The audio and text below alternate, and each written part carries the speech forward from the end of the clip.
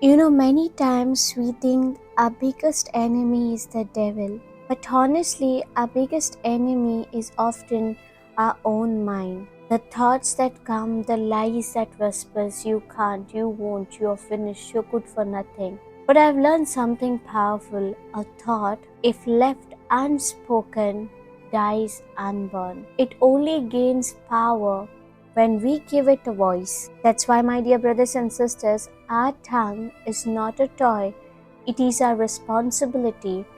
Proverbs chapter 6 verse 2, it is written, "You are snared by the words of your mouth. You are trapped by your own words." Many times it's not the devil who traps us, it's our own words.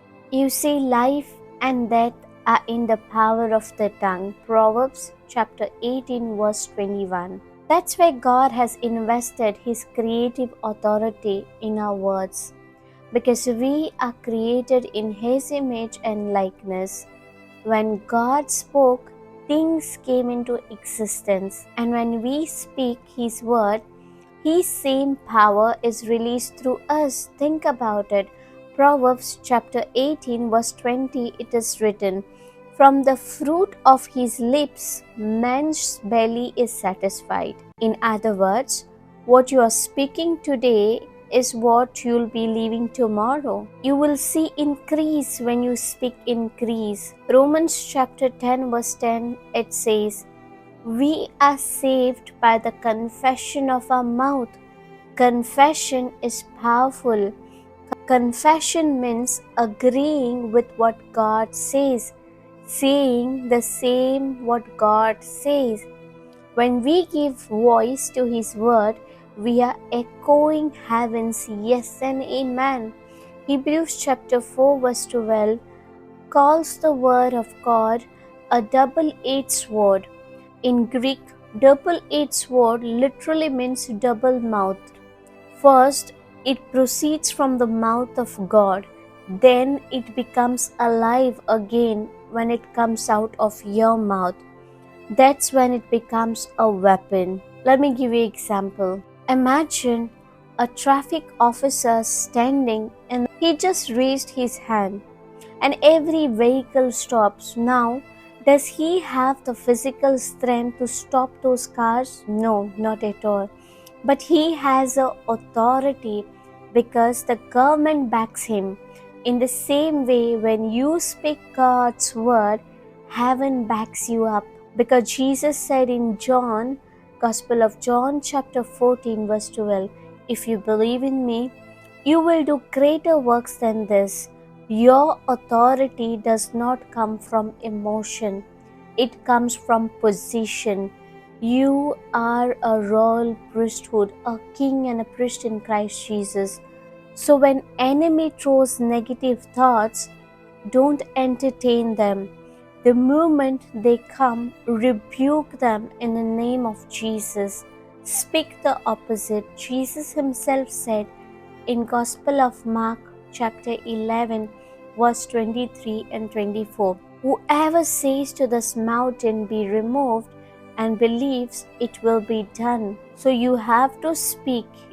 You can't think the mountain away. You must talk to it, because silence in the face of fear is agreement with it. The word of God says, "Whoever desire to love life and see good days, let him keep his tongue from evil and his lips from speaking deceit." Psalm 34 verse 12 and 13. Same thing is repeated in 1 Peter chapter 3 verse 10. Every day we speak countless words, but Jesus said we'll give an account for every idle word. So today, pause and choose your words wisely. Speak life, not death. Let's meditate on this note. Take a moment to reflect on what you just heard. Every time you open your mouth, you are either releasing life or death, faith or fear. So today, choose to give voice only to God's word. Let His word be the final authority over your thoughts, over your emotions, and over your situations. Remember, a thought dies unborn unless you speak it. So speak the word of God and watch light shine on your path. Amen. If this teaching has blessed you, don't keep it to yourself. Your one share can change someone's life. Your one share might be the word someone needs today. So let's spread the truth of who we are in Christ, chosen, royal, and full of authority in Christ. Let's do a small prayer. In the name of the Father, and of the Son, and of the Holy Spirit, amen. Thank you, Abba Father. Thank you, Lord Jesus. Thank you, Holy Spirit. Thank you for reminding us the power you have placed in our tongue.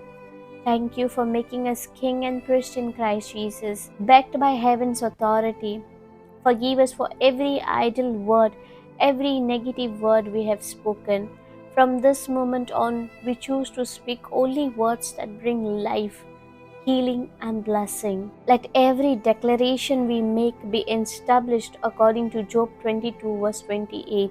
And let your light shine upon all our ways.